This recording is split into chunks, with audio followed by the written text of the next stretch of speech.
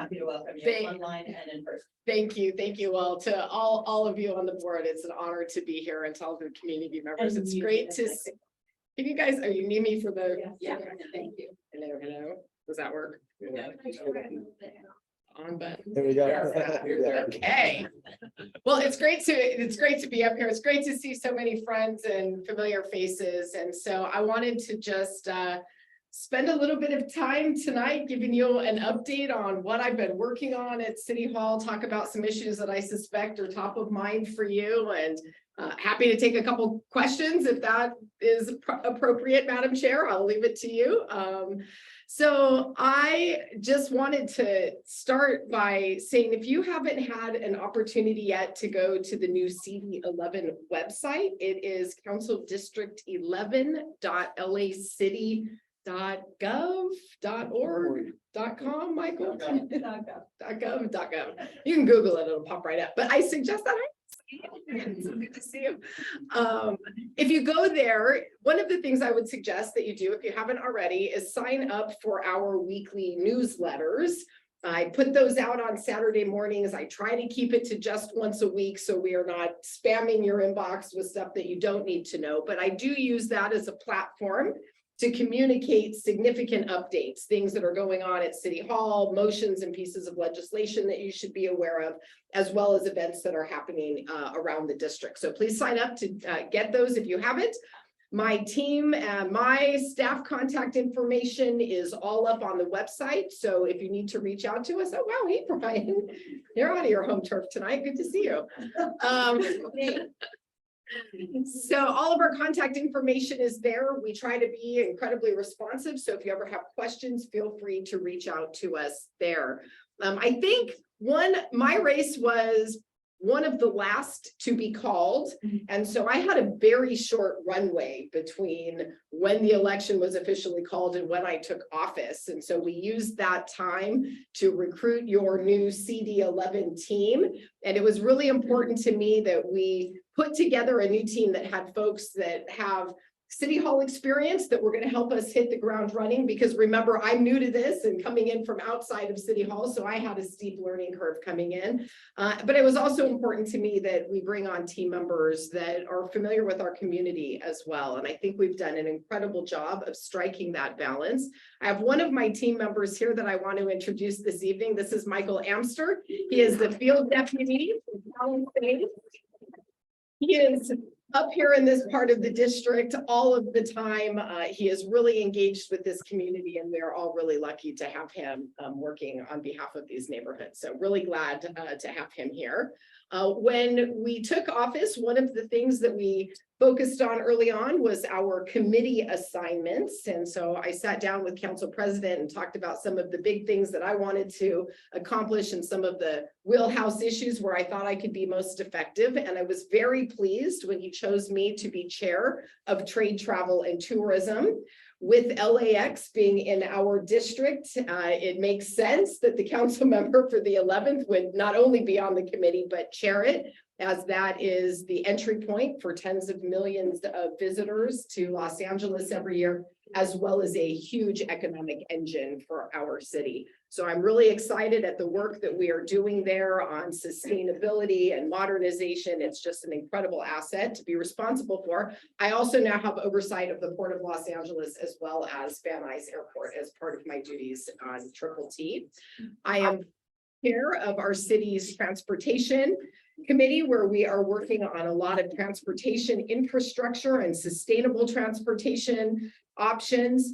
I am also a member of public safety, our economic and community development committee, and I am also a member of our government reform committee, where we are currently working on our municipal lobbying ordinance, as well as redistricting, independent redistricting, which we expect to be on the ballot in 2024. We have been taking those committee meetings on the road all over the city, trying to generate as much community engagement as we can. And certainly with even just recent events in the last couple of weeks, I think it goes without saying that we are in need of reforming. how our city is governed. And so this is a real opportunity for me to focus on the transparency and accountability piece that has been missing for too long. I also serve as the city council designee on our claims board, which is where all of the litigation against the city goes for review and assessment. So I have a very heavy legislative workload. I am at City Hall 4 days a week. I am in city council meetings 3 days a week. And then with all of my committees, I'm downtown 4 days a week.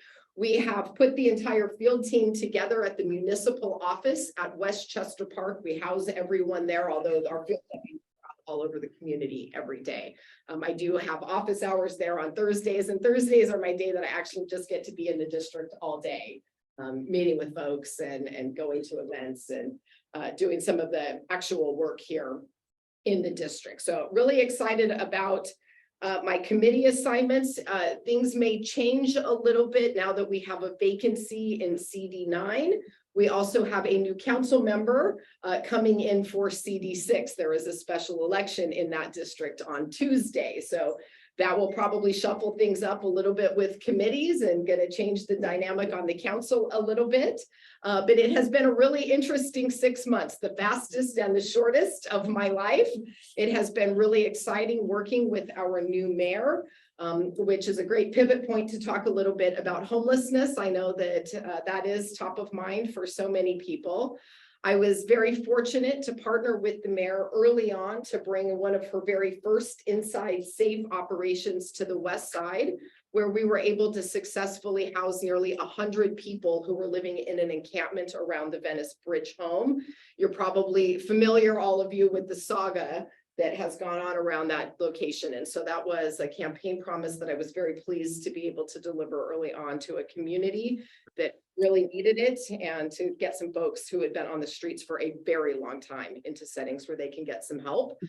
From there, we partnered up again and moved over to the Culver Median in Del Rey. And we successfully housed another 50 or so people from that location. And just recently, we had the opportunity to partner with Brian Ulf from Share. I don't know if you've had an opportunity to meet Brian, but Share is an incredible recovery-based shared housing model. And he was actually our lead on another recent major effort that we just did down in Venice, where we got another about 40 people or so into housing. And, you know, Brian and his team really do incredible work focusing on self-help and recovery and leaning in on sobriety. And I've long been a believer that we are not going to solve homelessness unless we start to get serious about addiction and mental health. And I'm lucky to have a partner like Brian who shares that sensibility and recognizing that that's the kind of investment that we need to make. So I'm just honored, Brian, that you're even here this evening.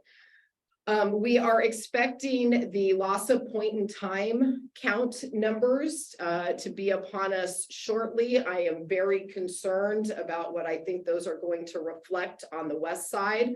I suspect that we are going to see numbers that are significantly higher than they were last year. Now, I have some serious questions about last year's count and it being an undercount. And I think that there were some victory laps taken too soon. We know that an entire 3/4 mile encampment on Jefferson wasn't counted, and we know that all of North Venice wasn't counted. So I think we're going to see some higher numbers this year. My team and I are already in the process of working with LAHSA and St. Joseph's and the mayor's team to talk about what our response to that is going to be and where we're going to need to make some adjustments on additional resources. Inside Safe continues to roll out around the city. One of the things that we have been working on over the last number of weeks is our city budget. This is a process that I'm new to as well. And even though I don't have a seat on the budget committee currently, but that could change, it was important to me that my team and I be present for budget hearings. Where and how we are investing our dollars reflects the level of services that we have in our community, our ability to fill potholes, trim trees, add new street lighting. And so it was really important to me that we cover those. I personally went down to council floor for police, fire, sanitation, the mayor's presentation on homelessness, and some others. We have made historic investments in homelessness. I am very pleased to see the mayor's commitment to public safety reflected in her budget for LAPD, as well as staffing in our fire department, both of which have been critically low. Despite our efforts to invest in recruitment at retention in LAPD, the rate of attrition is still much quicker than our ability to onboard new officers.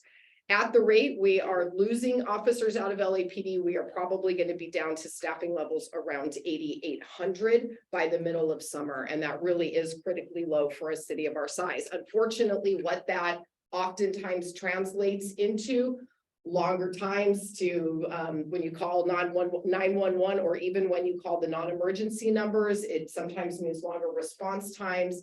And we don't have the same level of services and ability to respond quickly. And so I continue to monitor that situation, and we'll work really closely with our public safety partners to make sure they have the staffing and the resources that they need.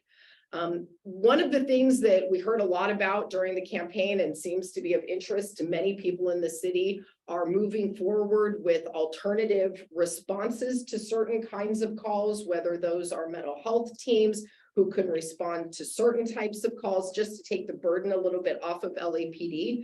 We have right now about a dozen unarmed or alternative response pilot programs in the city. And some of the work that we're doing in the Public Safety Committee is consolidating all of those into one operation in a shared dispatch system so that we can think about building out that infrastructure as we move forward.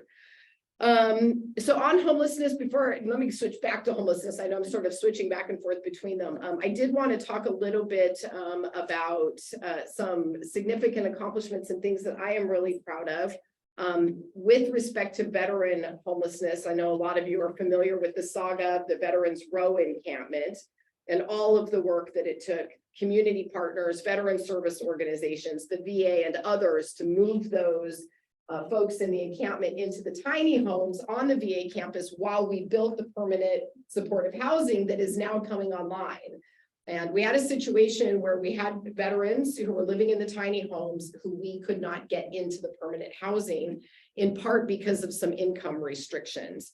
They had just received the largest cost of living adjustment from the VA in 40 years, which is a good thing, but it bumped them up to 60% AMI, and you have to be at 50 to move into that housing. So I worked very closely with both the developers and the VA and city partners to kick through some of that red tape, and I am really excited. Now we have opened that pathway, and those veterans are finally moving into that housing.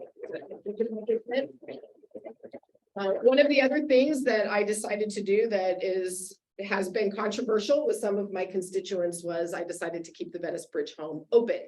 The lease was coming up on it, and it had been promised on a certain timeline.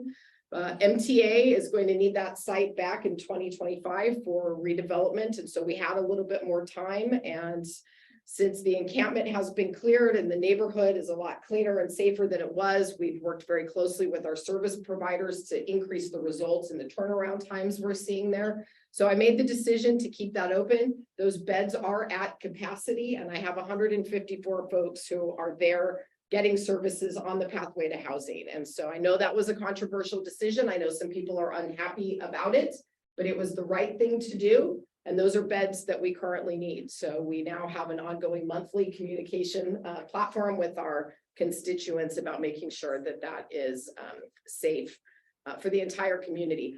On the legislative front, I want to share with you a few things that we have been working on. We were able to secure some 4118 zones, 12 of them here on the west side.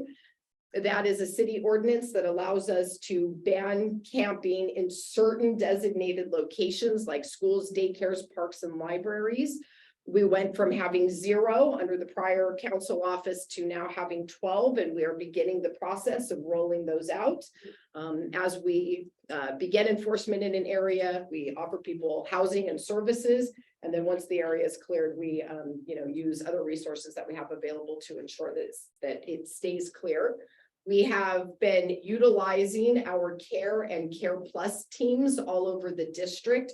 We have now done more care and Care Plus cleanups on the west side in the last 6 months than we had done in the last 3 years. So we have a limited number of those every month that we are able to use. So we deploy them where there is the highest need for the service.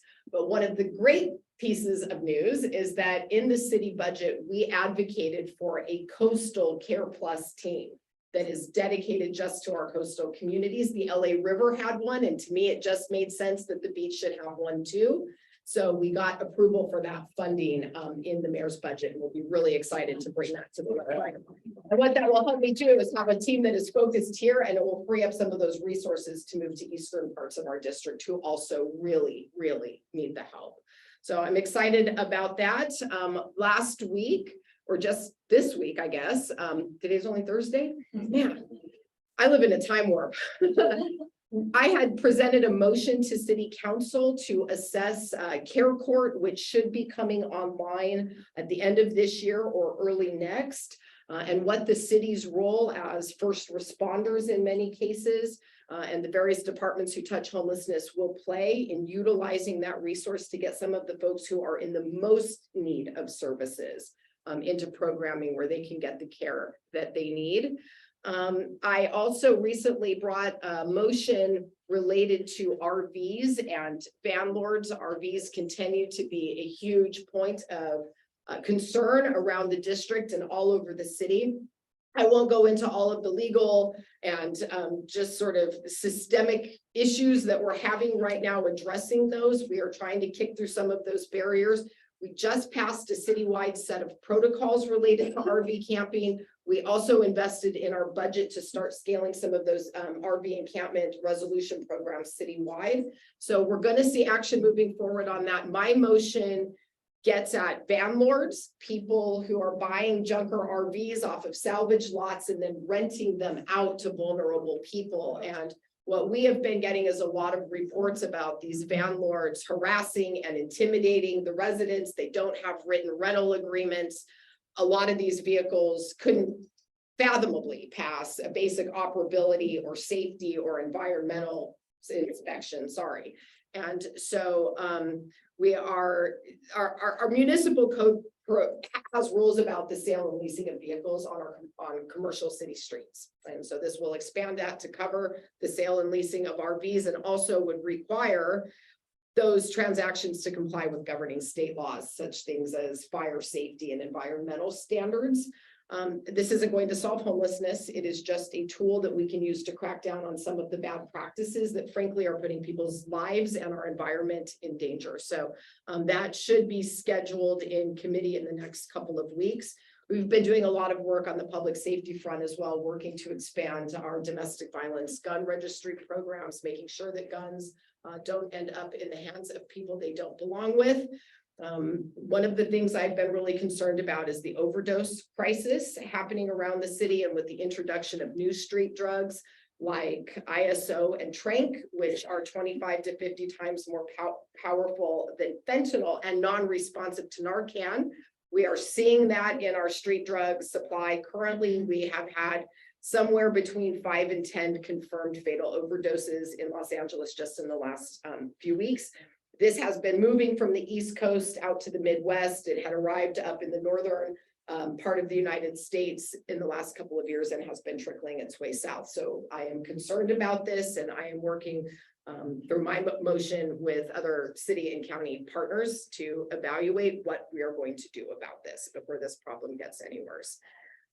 One of the last things I want to give you an update on is our wildfire working group. My office has put together a team of 13 different agencies and departments that touch wildfire prevention and suppression.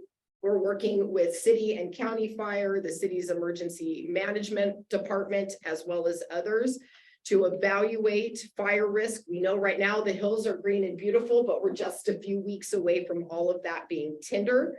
With concerns about traffic and evacuation routes, we are getting some of the best minds together to talk about these issues. As we're identifying policies and procedures that need to be changed, we'll be bringing those forward, and we're going to be opening this up to the community to participate with us as well. On June 10th, I think it was, we held our first public safety fair at Simon Meadow. Miriam, thank you for your help with that. It was wonderful. And in fact, it was so well received that we are now getting asks from the southern end of the district to come and repeat that for them down there. So, And Mandeville too. and what? And Mandeville too. And Mandeville too. Well, Mandeville should have come to the other one. Mandeville may need its own. I will tell you, I actually did a district flyover with the fire department a couple of months back because I wanted to see Mandeville. I wanted to see it all the way to the end, just to get a sense of it from above. And when you get that perspective on it, you really see how legitimate these concerns are. And yes, the fire department has a lot of really good technology now where they can predict based on topography and fire fuel and wind and things like that, where fires may travel and how quickly. But at the end of the day, life happens in real time and circumstances on the ground are dynamic. And so we remain concerned about that and working on solutions for that. So those are some of the big updates on what I've been up to and what I'm doing. That's just a thumbnail. If you're not following along on social media, I am at Councilwoman Traci Park on Instagram and Facebook. No, I do not play in the swamp on Twitter. Sorry to disappoint folks, but we're here to do serious work and solve serious problems with serious people. So I don't have time to waste in Twitter, but you can follow along with our adventures on the other two social media platforms. And with that, before I close, I wanted to shift gears a little bit and offer some special recognition to another community member. Want to do that now or after questions? We can do it after questions. Let's do it. Okay. All right. So to keep the suspense. okay, so if anyone has any questions. So we're gonna open it up to questions the way we usually do it. For those of you who've been around for a while, we'll do board questions and then we'll do audience questions. So everybody please raise your hand. I'll call on you. I already see you, Chris, and then Leanne. I have two quick, I probably have a couple more, but I have two quick questions for you. They're really quick. 4118, you have 12 sensitive sites now, right? Versus none before. Yes. None in the Palisades, I Yes. assume. Any in Brentwood? Maybe I one. don't think I have any in Brentwood. No. That's What, and just to be clear, we will probably do a second tranche of these. We wanted to start with a number that we thought we would have the capacity to be able to address and get the resources that we need as we roll these out. And we wanted to start with areas that had historically been an issue or where an immediate intervention was needed. And I don't think at the time either in Brentwood or Palisades I had such a problem, but we continue to monitor the entire district and we are open to considering other sites that we think might be good candidates for that. Okay, I wasn't pressing to say that we needed one. I know that there are bigger encampments and thanks to the work of the task force on homelessness, we don't have bigger encampments. Michael, So yes. Your Yeah, question? Well, just to build upon that, to clarify that there are technically 4118 zones in Palisades, just none created by resolution. And the closest one that was created by resolution is the West LA Municipal Building where there's the safe parking lot. So around here, schools and daycares and sites like that, there is 4118 protection where people cannot camp along the public right of way within a certain area close by, Palisades High and whatnot. But the issue of a resolution site, that's what it works. Yes, and I was very clear when I took office to LAPD that from my perspective, every school in the district is entitled to a 500-foot safe school perimeter. And that my expectation is that that is being enforced everywhere. So every school in the Palisades has that protection. Excellent, thank you. Quickly, RVs, is it true that you have to offer housing or offer the possibility of housing before you can vacate an RV? So there are some issues with RVs. There are limited, narrow circumstances in which a vehicle that is being occupied as a dwelling unit can be towed. We can cite them for any number of reasons. We don't have capacity to go out and cite all the ones that are currently violating parking restrictions. We have 80 vacancies for parking enforcement officers in DOT. We're seriously understaffed at the city, if you all don't know that. We have 900 vacancies in sanitation. It's crisis, actually. Yes. So there are certain circumstances where if a vehicle is causing a public safety issue, is causing a major traffic issue, even if it's occupied, could potentially be towed, but it's very, very limited. There have, because of some legal issues, vehicles that are generally currently being used as a dwelling unit can't be towed. They can be cited but not towed. And until those legal issues are resolved, we're in a little bit of a bind in terms of what we can do. There are some limited circumstances when we can require they move if they're operable. But we are working on that. At the end of the day, if you want someone to give up their RV, you're going to have to offer them an alternative place to go. And some people are interested in housing. There are also some folks who live in those vehicles who don't want the housing. They prefer to stay and be where they are. And it can be a very challenging issue to address. We are working on it, and I understand the frustration and the urgency of seeing some progress on it. And then on the housing, I had a chance to see Mayor Karen Bass, and she was talking about how Inside Safe is really just a tool. It's short term, and that vouchers, people are holding on to vouchers for months and months, and there aren't landlords that'll take people holding vouchers. She made a plea for everybody out there who's a landlord to please consider taking vouchers. So I amplify that plea. My last question, and then I'm going to hand it to Chris, is fire safety. We have a lot of open spaces, and we famously now have a park that's a pretty broad open space that's unmonitored. It opens with these trilogy locked gates, and it closes with these same trilogy locked gates. Hopefully they're going to work very well over the course of time. Up until now, as you know, it's been a little stop and go. So every time we have a PPCC meeting, which is twice a month, we hear about public safety issues. And a lot of times they're centered around fire safety and our open spaces. So we started talking about maybe a community funded full top camera pilot program. I think you've heard me talk about it. I spoke to Jackie Irwin about it. We spoke to, some other people. Fire thought it was a good idea. LAPD keeps telling me it would be a big help. So I actually thought we were getting momentum. We were going to go down the street, and I really do assume you'll be an ally in that if we ever get there.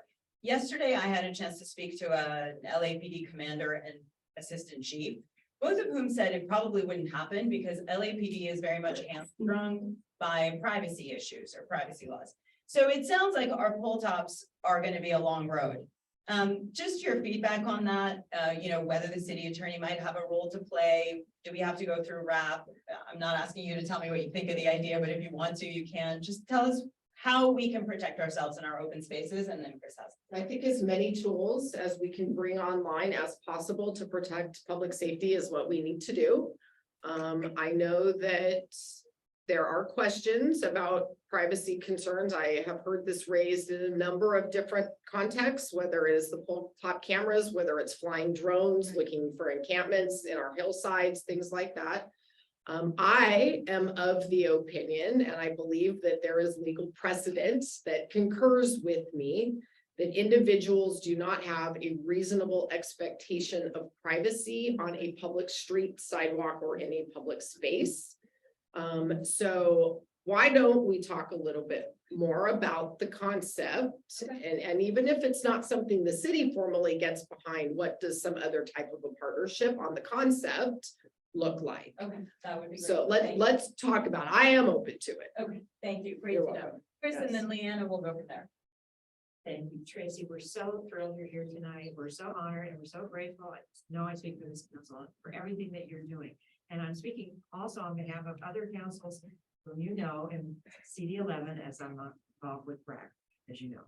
And I'm glad for Miriam's last two questions. My husband has an office right near in West LA, right where some of those RVs are parked. I'm going to tell him what you said today, so it's important to know. And I support the pole tops too, so we're going to work it out. Great. So my question on homelessness is the mayor, and I'm grateful for her efforts as well and her partnership with you. Mayor recently announced that there's an astounding number of people that have been placed into shelters, let's put it that way. 14,000, I think, was the number.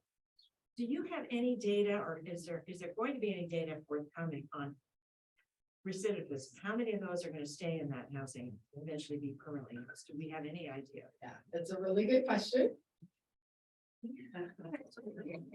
I have heard the same numbers that you've heard.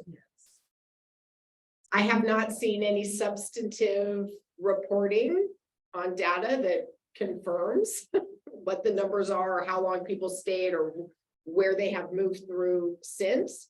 I do know that the mayor's team is working very, very closely with LASA and the spa leads. Keep track of that, and I do expect that that information be shared with council, and to the extent it can be made public, it is. I think it's important because, you know, and I've always said this, that good data leads to good policy. And if we have bad data or data that isn't right, that leads to sometimes making the wrong choices and the wrong decisions, investing dollars in places where it doesn't make sense to do it. And so the data accuracy is something that is really important to me. And I'm not convinced we're there yet. I think we have a lot of work to do systemically to make it better. Leanne and Steve. Okay, huge fan, went door to door for you. I'm just thrilled. And you've worked so hard. I'm so grateful. And you also attended the safety meeting, and that was fantastic. And I had the opportunity to talk to a couple senior park rangers who'd been with Griffith Park for 33 years. And a lot of us on this board know that we have 360 parks, and the rangers come through the police academy. So if we don't have policemen coming through the academy, we don't get rangers. And he was so honest with me about his disillusionment, and especially the newer people, because all they're dealing with is, okay, out of 360 parks we all know the number, 17 rangers. I mean, 17 for our entire city. It's so hard to imagine. A comparable number of parks at the county level with 100 sheriff's deputies assigned to them. Wow. And that was so disheartening. And they had a new, one of their newer members had just put in notice, and it was because they deal with a homeless situation. They do all the paperwork, hope that they're going to be treated and put where they need to be taken for violent issues. And they're right back in the park laughing in their face. And it's just so disappointing. That's their job. And I just want to put that out there because you mentioned they're 8,800 LAPD. What is the number we want to get to? And obviously we all here have a huge concern for the parks and having more rangers and what we can do to support them. I think that Chief Los Sorelli would tell you, ideal staffing level would be somewhere between 75 and 80. Was it pre-pandemic? I don't know. I don't know. It has been too low for too long, and I don't know at what point that level got so low. Excuse me 1 second. I also wanted to mention he was very disappointed that they are not allowed to carry a firearm. I don't know what we could do to change that, but they're in a very dangerous situation, and I don't know what would be fair there. Yeah. So a few things about it. I think the staffing numbers are actually a little bit higher than that. I think we have about 28, and there is funding to do some. Well, this budget doesn't commit a lot to park rangers, but in the last budget, there was funding for hiring new rangers. They weren't able to fill all of the positions, in part. You're right, our rangers go to the exact same police academy that LAPD officers go to, as do our airport police and others. And it's not uncommon for folks who are in the pipeline to go the park ranger path to decide to join LAPD once they're done with the academy, and they lose folks that way often. You are correct, and I have heard this as well loud and clear, that what they're being asked to do is in many ways outside their scope of duties, and they do not have the appropriate equipment to feel safe in some of the dangerous circumstances they are being put in. And it does limit what they can and can't do and where they will and won't go. And I think that that limitation on their ability to keep us safe does not make any sense. I am supportive of them having the equipment they need to keep them and us safe. I may be in a political minority on that issue. It is a discussion, however, that we are having at City Hall, and I am hopeful that we can make a change there, but I am not in a majority on that issue. So it is conversations that we're having, and we are aware of the challenge that it presents. You mentioned Thank that you. Mayor Karen Bass Um, was generous about the budget. Is it back where it used to be? The police budget and So Leanne, that'll be your last question, if that's okay. So yes and no. You may remember back in 2020, we defunded LAPD by $150 million. So this is a raise on the cut in some ways. And even with the budget that we have allocated, we are still running on resources that are way too thin. And, you know, what happens is that we don't have enough bodies for patrol, and we have to pull people off of, and in some cases eliminate specialty details. So our human trafficking and sexual assault task force, that was eliminated after defunding. Our homeless outreach and proactive engagement HOPE teams was eliminated after defunding. And so we're trying to build some of that back. We've specifically put money into our mental evaluation unit. Other than to say, we do not have the bodies to do everything that we need to do, and it is going to take us some time, right? Because as a police officer, you don't just fill out a job application to get a badge and a gun. You know, it's about 18 to 24 months to get through academy, field officer training, and then out on your own. And that's a long time. And culturally, this is a challenge that law enforcement is facing all over the country. But, you know, here in Los Angeles, just when you think about what is some of the rhetoric and the way we talk about police and how they've been maligned, and yes, there are instances where people need to be held accountable, as bad actors always should, but it creates an environment where folks not only don't want to apply and work here, but we are losing people to other departments because of it. And I'm trying really hard to change that and change our relationship with our local law enforcement officers. And I think we're seeing that now. I know that they're really glad to have a partner in the council office instead of someone who's tweeting at the police.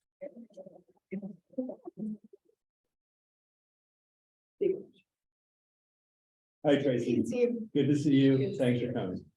I know you've been on the job for what, 6 months now, something like that?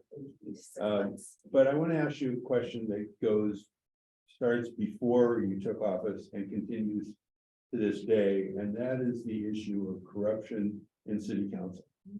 When you go back and look at the last 4 or 5 years, I can't count the number of city council people who've been indicted, prosecuted, convicted, sentenced to prison. I think there's more, but you know, I didn't. Haven't been caught yet. Well, I mean, just last week we had another one. It seems like a cesspool. I mean, I don't mean that personally, obviously. It is. Why is it, do you think that happens? You don't hear about it in the board of supervisors. You don't hear about it in the assembly, the state senate. You don't hear about it in other organizations. It's LA City Council. And is it the opportunities for financial gain are so great, or we elect our own people, or do you have any sense on that? I think it's probably multifaceted. And I don't want to make any comments on the substantive merits of the underlying charges, because I haven't studied all of the cases, and there's another one pending. And, Oh, yeah. I will say that our practices generally, from campaign fundraising all the way through taking votes as city council member, is fraught with ethical issues and considerations. And we have tried to rein some of that back through campaign finance reform. In government reform committee right now, we are working on the municipal lobbying ordinance. But in so many of these situations, really, it seems to be the land use decisions, the development decisions where the problem is concentrated. And one idea is take city council members out of land use decisions. Now, be careful what you wish for, because that means somebody else is going to make the decision. And maybe that individual sees the world the way you see it. Maybe they like what you like, maybe they don't. benefit to having your council member do it is that we're accountable to you and we're here to represent you and to be your advocates and voices in City Hall. And so we already have obligations to disclose conflicts of interest. There's already limitations on where we can vote, where there's financial conflicts. Is the Ethics Commission just a toothless body that doesn't do the job or doesn't have the power to do it? Because aren't those things they should be looking into?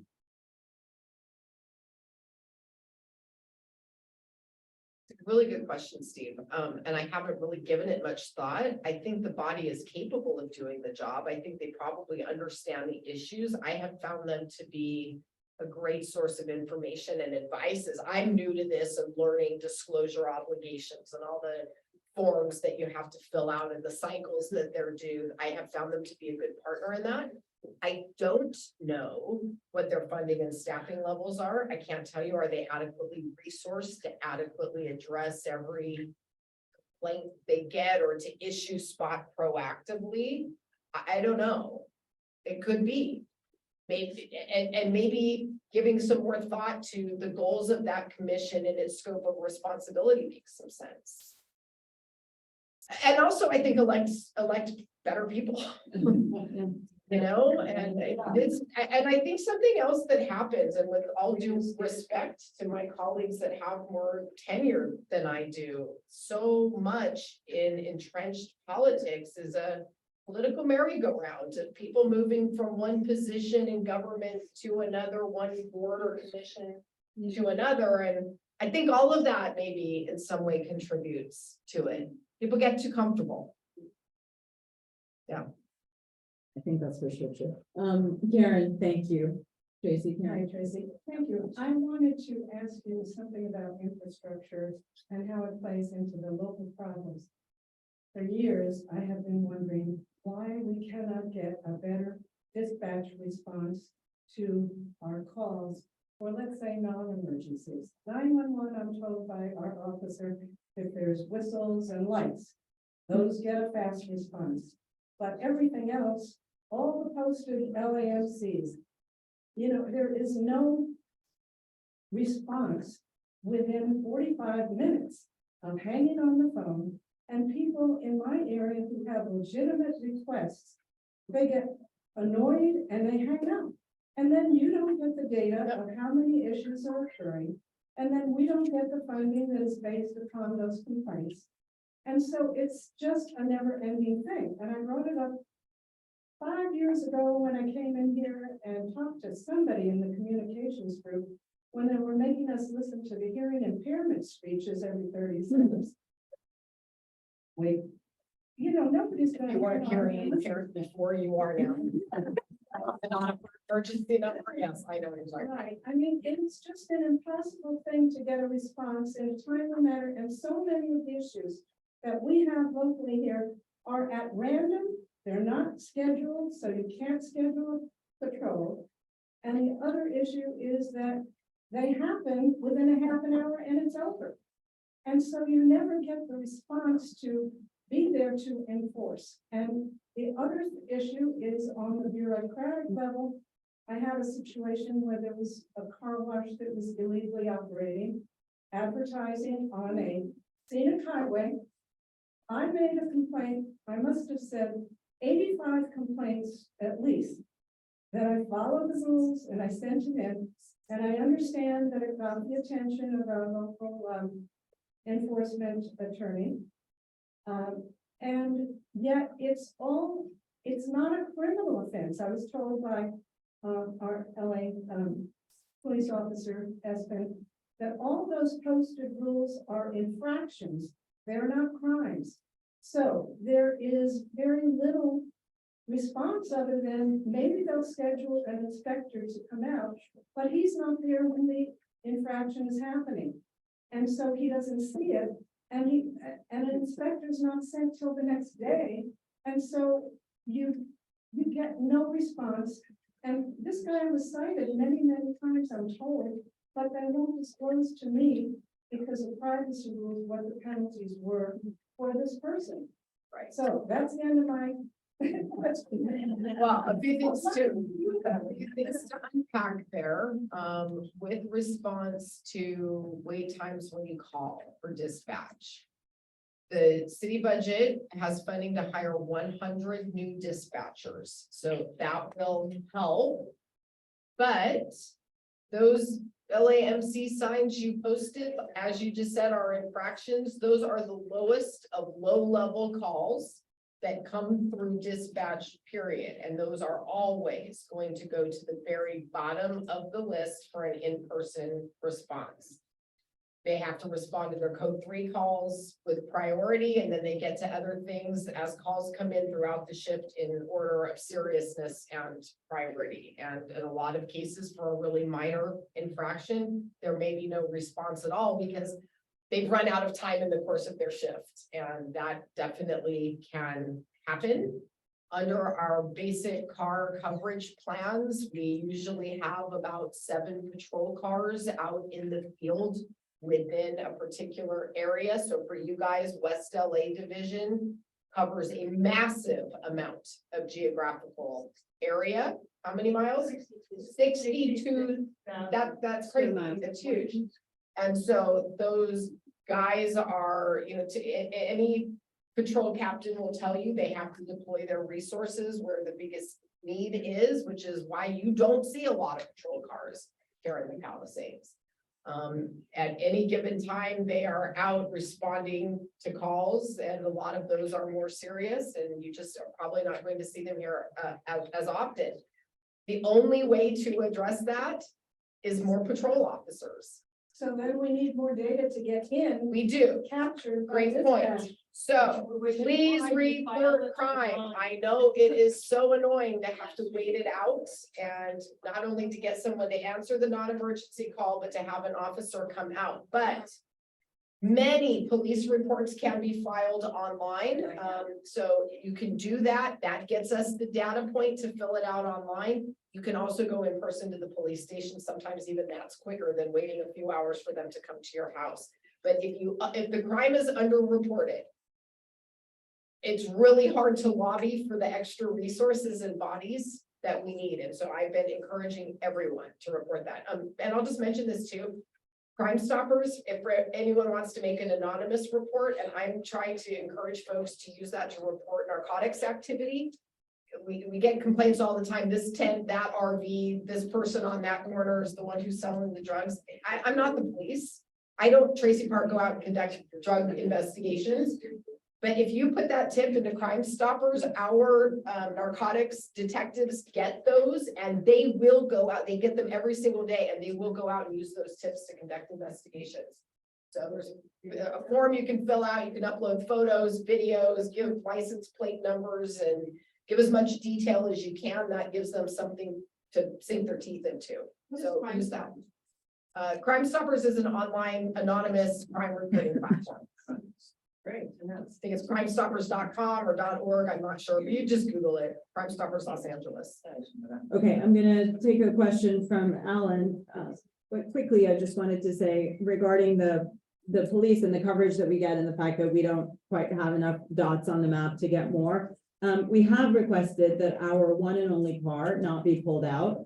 I know it's not entirely up to you, but it would be great if you were to support us on this, because it is hard to get back into the Palisades once they leave. If something happens, it's just not easy to get back into the Palisades. So we've sort of asked that they prioritize every other car before they take this one out. And usually I'm sure they do, and we never know about it. But in the last few months, last 6 months, there have been 2 times where a crime has been happening and our car actually wasn't here. Even though it got here quickly in relation to what it would normally take an individual, it still was after the fact. So we'd love to keep that car. And then the other thing I was going to say is one of Karen's issues, and she mentioned it, was the bureaucracy.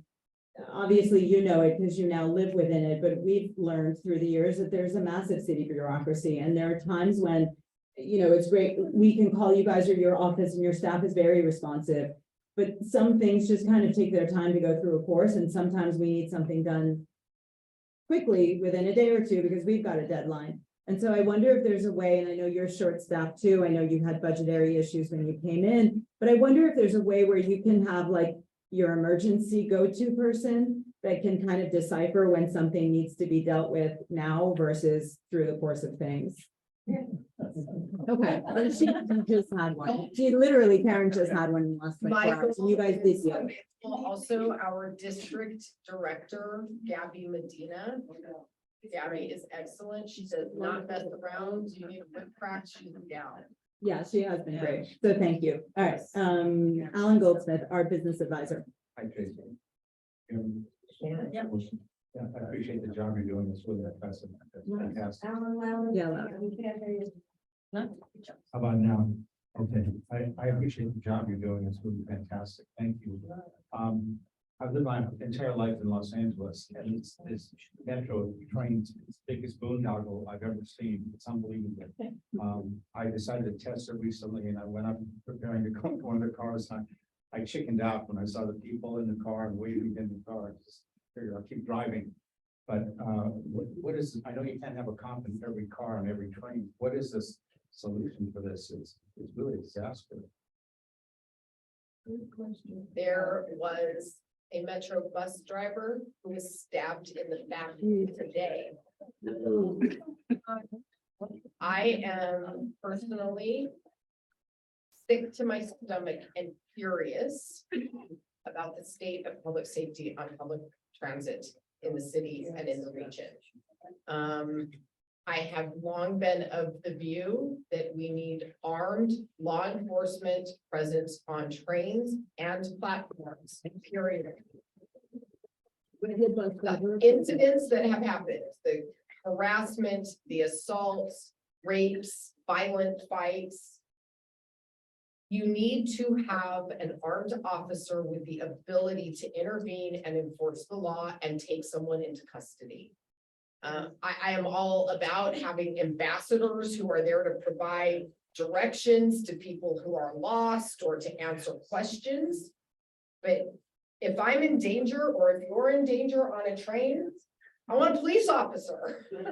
And for some reason, it's controversial to want to have safe public transit. And I think one of the best things that you can do is write to the members of the Metro Board and to make it clear that your expectation is that there be a strong public safety presence on public transit. We are investing billions of dollars in this infrastructure. We are asking people to make commitments to get out of their cars and to ride it. We're doing this for sustainability and to protect our environment. And yet we have utterly failed to keep those investments safe by keeping riders safe. There are pending pieces of legislation up in Sacramento that would just make transit free without regard to, any needs or existing programs around that. And there is a movement of elected officials out there who do not want to see police on Metro. So write to them. I think you probably all know where I am on this issue. It's something that I've been pretty loud about. And I am not on the Metro Board, but my friend and colleague in CD5 is, and So I thought you were gonna say, so is the mayor. I thought you were gonna say write to your council member, and clearly council member's already on board, so write to the neighboring council member, Katie Harslowski. She has a seat at that table, and I think, she's someone who recognizes these challenges, and I think that she could be a useful ally in the public safety push, but she needs to hear from her constituents how important it is. Okay, great, thank you. So Kimberly Bloom, and then I think we're gonna wrap it up and let Tracy go. We guys have to be out of here by about 7:50 or 7:55 because Mary, the librarian, has to make it. Okay, I'll make it quick. For So Tracy, regarding the vans that are parked on a Pacific Coast Highway here, is there any chance that the California Coastal Commission could perhaps be an avenue for clearing some of those, because it's really an environmental issue? It's out of the box thinking, but I like to think that way. And I'm just wondering if that might be an avenue. Let me find out. Thank you. On a lighter note, Do you have any updates for us? I have an update. The update is we should be getting together. Michael, what did we say? It was gonna be late July, early August. And I think we're gonna have some exciting stuff to talk about. Oh, that's. But I don't see too much about it now, so just give us a good Long time, so. Yeah, we got you. All right, so thank you guys very much for that. Madam Chair, since I am done with the Q&A, would you like to join me at the I would love to join you at the podium. Sure. Actually, I'm going to give you this moment in the sun. On your- Do you have your tools for the I moment? have tools for that too. I used to have them, and now I don't.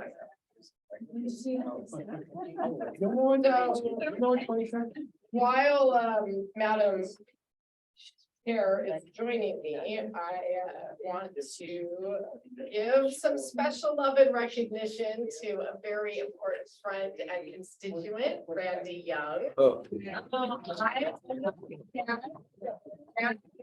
Departing from his current role as the. Thank God. So part of the reason that I wanted to come tonight was just to personally thank you, Randy, for all of your years of service. And you have just done so much to the Pacific Palisades community. For those of you who may not know this, Randy was one of the founding members of the PPCC. Between then and now, he really truly has created an incredible legacy in the Palisades community. From 1992 to 1994, he was the PPC chair. He led what became the modern formation of the PPC board and authored the BOAR and authored its bylaws and operating documents. He has preserved, restored, documented, and protected the beauty and the history of the Palisades and Rustic Canyon. And Randy, you have been an example, a role model, and a leader for all of us to look up to. So for everything that you have done, I have another for you. Because on behalf of Council District 11 and the entire city of Los Angeles, I want to recognize you, thank you, and commend you for your many years of serving your community. You really truly have set the bar incredibly high for all of us, Randy. Thank you.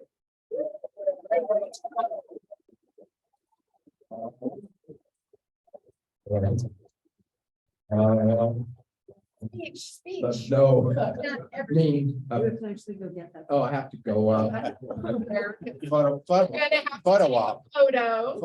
Come on. Well, I'm sort of speechless, which is pretty good. What happens is we're in a room here where we've had so many meetings.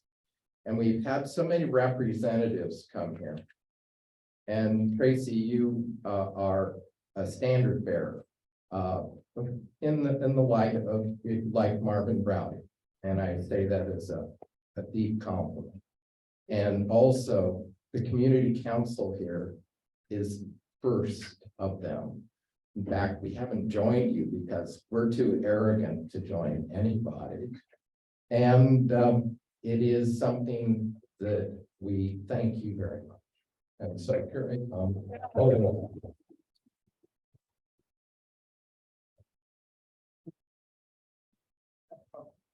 You know, you're gonna have a wall. Congratulations, Randy, and genuinely.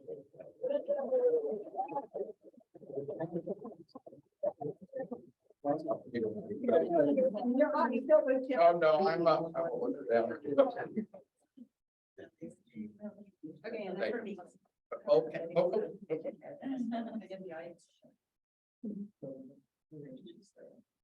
Okay, well, before you sit down, Randy, Oh, the council member called us Madam Chair. PPCC would also like to thank you for a whole lot more than just serving as the treasurer in this last year. I would like to thank you for all of the years of mentorship and information and insight and historic perspective that you've lent to me But I have a feeling everyone in this room and everyone on this board would like to thank you for all the effort and thoughtfulness that went into creating this board and letting it evolve to a place where it actually has elected people versus just appointed board members. You have been very thoughtful for a very, very long time, and we were lucky to be able to get you back last year. I thank you for serving alongside this administration. I'm sad to let you go, but I've gotten you to promise that you'll come back as a board member in some way. So In some ways. I would. No, I'm gonna use a line from a film. I am not worthy. This is how I keep my sanity, is serving the community. I'm very lucky in life. And it is difficult for me to take awards because I feel as if we should all do this. We are lucky to have you. Thank you.